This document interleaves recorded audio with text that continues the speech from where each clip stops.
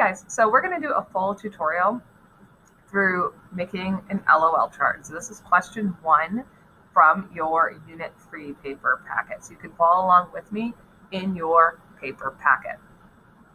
So it says a hot cup of coffee cools as it sits on the table. So the first thing we always want to do is draw the heating or cooling curve so we can see if there's a phase change or not. So I'm going to come over here. My coffee starts hot. So I'm going to start it up here because that will be hotter, higher on the y-axis, higher temperature. And it says it cools as it sits on the table. So over time, I'm going to show my temperature going down.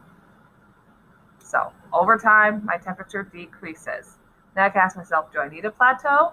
Well, if I drew a plateau here, that would mean my coffee was freezing. It was going through a phase change. I don't know about you, but my coffee has never turned to ice sitting on my desk. It's just not that cold. Thank goodness. That would be rough. So we're going to leave it just as it is. It just cools as it comes down to room temperature. No phase change. So that's the first step we got, is our heating curve. That just is another representation to help us understand what's going on. So now we have this LOL chart here. We call it LOL because if you look at the graph axes here, it kind of looks like LOL. It's also called an energy bar chart because we're showing the flow of energy in or out of the system using a bar chart. So you'll notice we have E thermal, E phase, and E chemical. We actually are not going to be using E chemical for these.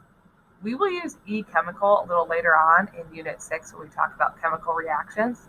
But for now, none of these are chemical reactions. So you can ignore ECH, E chemical. We are only focusing on E thermal and E phase. So that's nice. One less thing for you to worry about. Okay, so here in this circle, this is where we put the system. And this is the thing that you are observing. So in this case, we are observing the coffee. So in this here, I would write coffee. So in my circle here, I'm going to write coffee because that's my system. That's the thing that I am observing. Energy is going to flow in or out, depending on what we decide, of the coffee. That's what we're focusing on. So my system goes there. Then I need to start adding some bars to my chart. So I'm going to make us a little key over here, and I would recommend that you also write this key at the top of your worksheet just so you always have it to remember because, it's easy to forget as you're working. So let's start with our E thermal bars. So I could have up to 4 bars of E thermal. 1, 2, 3, 4. Remember, thermal energy, that is kinetic energy, particles moving. That is, we're talking about temperature. So we talk about E thermal, we're talking about particles changing speed, we're talking about temperature. So 1 bar of E thermal would be cold, 4 bars of E thermal would be hot, and 2 and 3 are just in between. So, maybe we'll call that warm and cool. So E thermal has a little bit of wiggle room. You and your neighbor might sometimes disagree about how many bars of E thermal a substance has. That's okay. There's a slight difference between cool and warm. If you disagree on that, that's not a big deal. So a little bit of wiggle room in E thermal. There is no wiggle room in E phase though, because E phase is all about state of matter. We can't have in between states of matter. Something's a solid, a liquid, or a gas. It's not in between. So E phase has pretty strict rules. So again, up to 4 bars of E phase. 1, 2, 3, 4. 1 bar is a solid. 2 bars is a liquid. Now we know there's only 3 states of matter, but there's 4 bars. We actually skip 3 and 4 as a gas. And there's a good reason for that. There's a really big difference between a liquid and a gas. When you go from solid to liquid, the particles separate a little bit. They're not as ordered, moving around slightly more freely, but it's not a huge difference between a solid and a liquid. The attractions between particles are still pretty strong. When you are able to heat a liquid up to a gas, which requires a lot more energy, by the way, you have to put a lot more energy in to get a liquid to a gas than you do a solid to a liquid.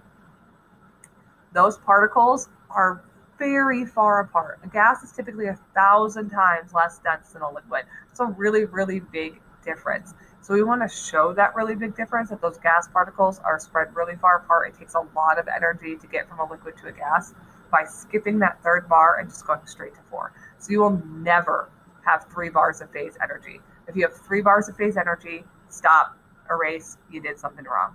You're never going to have 3 bars of phase energy. We can't have an in-between phase. And remember, plasma is not a true state of matter. Bose-Einstein condensate is not a true state of matter. They don't have plateaus. They're what we call substates, so we do not account for them in an energy bar chart. All right, so now we've got a little key there. Hopefully you have written that down at the top of your page so you have it for reference. So now I just follow through with what's going on. So I have a cup of hot coffee, so E thermal. Well, it's hot. So that one's pretty straightforward. I'm going to give it 4 bars of E thermal because it's hot. And we know 4 bars of E thermal is in fact hot. E phase, we have to decide it's coffee. Is it a solid, a liquid, or a gas? Okay, well, it's coffee, so hopefully it's a liquid or you're drinking really weird coffee. So I'm going to give it 2 bars for liquid coffee, E phase. So that's my initial. That's how it starts. It starts hot in the liquid. And then over here, I put how it ends. So it's cooling off. So you could give it 2 or 3 bars at the end. I'll give it 2. I'll say, it's really been sitting on my desk for a long time. I got very busy. I forgot about it. It's very cool. You could give it 3 bars. That would be equally correct. Like I said, there's some wiggle room with E thermal. No wiggle room with E phase, though. It is coffee. It is still a liquid. It still has 2 bars of E phase. Okay, so again, to recap, it starts as a hot liquid. It ends as a cool liquid. That makes sense. And it matches our energy bar chart. There's no phase change here, no plateau, no phase change in our bars. So we're all good so far. What's not good is the law of conservation of energy. If I count up all of my bars on this side, I have 1, 2, 3, 4, 5, 6 bars here. And I come over here, I have 1, 2, 3, 4 bars. Well, energy doesn't just disappear. It has to go somewhere. So we lost energy from beginning to the end, but that energy went somewhere. It didn't just disappear. So if I have 6 bars to 4 bars, that means I lost 2 bars of energy. So I'm going to draw 2 bars of energy here. And then I have to decide, is that energy leaving my system or going into my system? Well, from 6 to 4, I lost energy. Energy went down. So that means energy must be going out. So see how I draw this arrow going out? And by out, I mean away from the coffee. So from the coffee out to the room. Or you could say the air. So the heat goes from the coffee to the room. So technically the room gets just a tiny bit warmer. It's not perceptible. It's heat coming off a cup of coffee, but the heat has to go somewhere. So technically the room gets a little bit warmer as your coffee cools off because it goes from the coffee to the room. So energy is leaving the system. And if I do 6 bars minus 2 bars, I get 4 bars. So that equals out. Now we have accounted for all the energy. And since energy is leaving the system, we say that that is exothermic. Energy leaves. Thermic means heat. Exo, exit. Exothermic, heat leaves. That's as opposed to endothermic, heat goes in. Endo, like enter. Again, thermic heat, heat goes in. So endothermic, heat goes in. Exothermic, heat comes out. So that is your energy bar chart. So again, things to remember for your energy bar chart. Make sure you have this little key written down so you know what is allowed to go where. And then make sure that you account for all your bars of energy. So you can't just have energy appear or disappear.